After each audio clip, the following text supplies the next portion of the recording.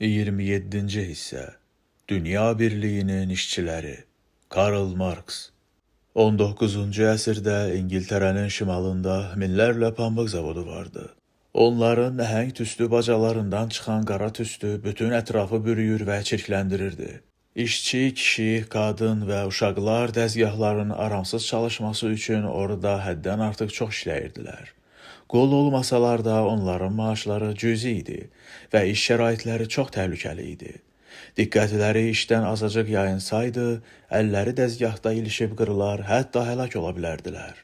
Orada tibbi xidmət də zəif idi, seçim isə yox idi. İşləməsəydilər ac qalardılar. İşlərini itirsəydilər başqa iş tapa bilməzdilər. Belə şəraitdə işləyən insanlar çox yaşamırdılar və həyatlarının özlərinə aid olduğunu deyə biləcəkləri məqamlar az idi. Eyni zamanda fabrik sahibləri durmadan zənginləşirdilər. Onların əsas məqsədi gəlir əldə etmək idi. Onların kapitalları var idi, binalara və dəzgahlara sahib idilər və müəyyən mənada fəhlələrin də sahibi idilər. Fəhlələrin gələcəyi yox idi. Görə biləcəkləri yeganə iş öz əməklərini fabrik sahiblərinə satıb, onların daha da zənginləşməsini təmin etmək idi. Öz zəhmətləri ilə sahibkarlara məxsus xammallara dəyər qatırdılar. Pambıq zavoda gələndə satışdakı dəyərindən xeyli ucuz olurdu. Aradakı əlavə dəyər isə əsasən sahibkarın cibinə gedirdi. Fəhlələrə gəldikdə isə sahibkarlar onlara mümkün qədər az zəhmət haqqı verirdilər. Çox zaman onların sadəcə diri qalması üçün yetəcək qədər. İşçilərin heç bir hüququ yox idi. Nəyə görəsə bir tələb irəli sürsələr, işlərini itirir və aclığa məhkum olunurdular. Alman filosofu Karl Marx əsərlərini yazmağa başlayanda, sənaye inqilabı nəticəsində əmələ gələn bu vəziyyət sadəcə İngiltərəni deyil, artıq bütün Avropanı bürümüşdü. Bu isə onu hiddətləndirirdi. Marx egalitarian idi. Bütün insanlara qarşı eyni münasibətin bəslənməli olduğunu düşünürdü. Kapitalist sistemində isə pula sahib olanlar daha da zənginləşirdilər. Eyni zamanda isə satmağa zəhmətlərindən başqa heç nəyi olmayanlar istismara uğrayır və miskin bir həyat sürürdülər. Marxa görə bütün insanlıq tarixi kapitalist sinfi və işçi sinfi arasındakı bitməyən sinfi mübarizə kimi ifadə edilə bilərdi. Bu cür münasibət insanlığın öz potensialını reallaşdırmasının qarşısını alır və iş prosesini hansısa məhsuldar fəaliyyətə deyil, ağrılı bir şeyə çevirir. Hədsiz enerjiyə və daim problem yaradan adam reputasiyasına malik olan Marx, həyatının böyük qismini yoxsulluq içində, həbsdən yayınaraq Almaniyadan Parisə, oradan isə Brüsselə sığınaraq keçirmişdi. Ən nəhayət o, Londonda məskunlaşmışdı. 7 uşağı, arvadı Jenny və qeyri-qanuni oğlunun anası olan qulluqçuları Helen Demuzla orada yaşayıbdır. Dostu Friedrich Engels ona qəzetlərdən müxbir işi tapmaqda kömək etmiş və hətta qeyri-qanuni oğlunu öz himayəsinə götürərək Marx'ı rüsvayçılıqdan qurtarmışdı.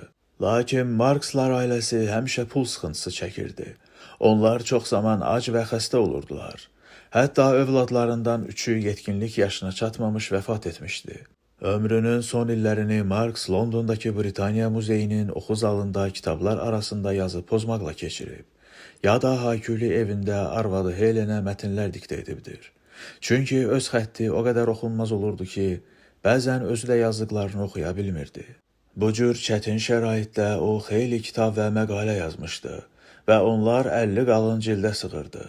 Onun ideyaları milyonlarla insanın həyatını dəyişmişdi. Bəzilərini yaxşılığa, bəzilərini isə sözsüz ki, pisə doğru. Öz zəmanəsində o, eksentrik və bəlkə də dəli biri kimi tanınırdı. Onun nə qədər nüfuzu qazanacağını o zamanlar çox az adam təxmin edə bilərdi. Marx fəhlələr tərəfindən kəşf edilmişdi. Çünki cəmiyyətin bütün strukturu onları ayaqlar altına salırdı. Onlar normal insan kimi yaşaya bilmirdilər. Fabrik sahibləri tezliklə anladılar ki, istehsal prosesini kiçik işlərə bölsələr daha çox gəlir əldə edə bilərlər. Bənzər istehsal prosesində hər fəhlə hansısa müəyyən bir iş üzrə ixtisaslaşacaqdı. Bu isə işçilərin həyatını daha da dözülməz etdi. Çünki indi onlar yorucu və sıxıcı şəkildə təkrarlanan işlər görməli idilər.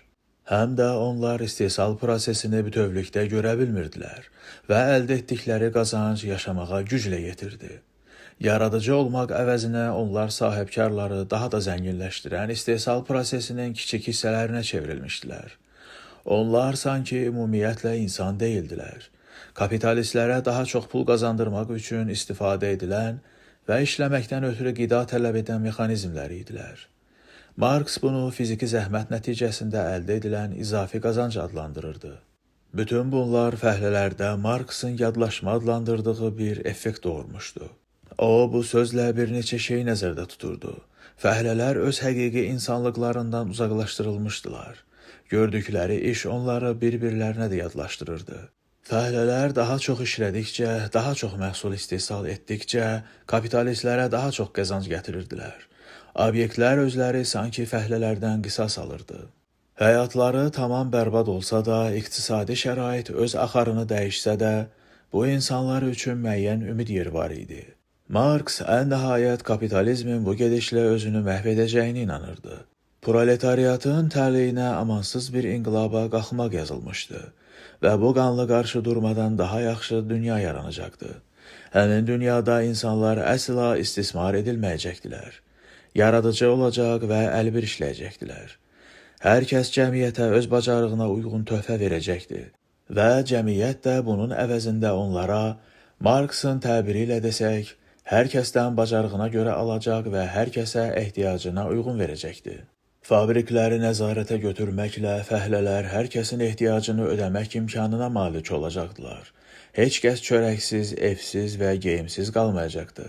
Paylaşmaya və əlbir işləməyə əsaslanan bu dünya kommunizm idi. Marks cəmiyyətin inkişaf prosesini öyrəndiyinə görə bu cür gələcəyin qaçılmaz olduğundan əmin idi. Çünki bu tarixin gedişatına əsaslanırdı. Lakin bu prosesə biraz təkan da vermək olardı və 1848-ci ildə Engelslə birlikdə yazdığı Kommunist Partiyasının manifesti əsərində bütün dünya fəhlələrinə o birləşərək kapitalizmi yenməyi təklif edirdi. Jean-Jacques Rousseau'nun İctimai Müqavilə kitabının giriş hissəsinə istinad edərək onlar bildirirdi ki, fəhlələrin zəncirlərdən başqa itirəcək bir şeyləri yoxdur. Marks tarix haqda öz düşüncələrində Hegelin yanaşmasını əsas götürürdü.